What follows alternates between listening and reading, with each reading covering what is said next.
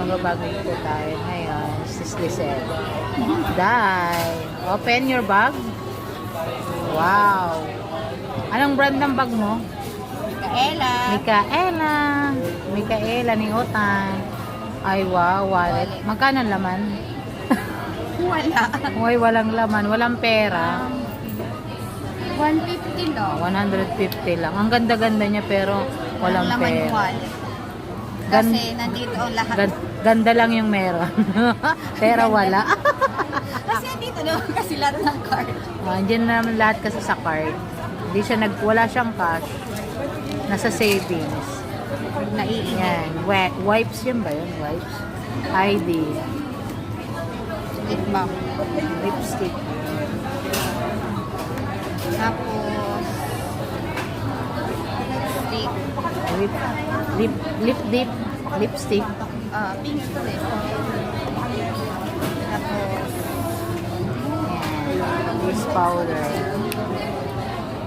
Suklay. Suklay na madumi. Ipit.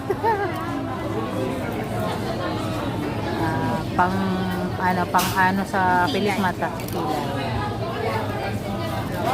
Ano yan, boy? Yan ang hindi mawawala.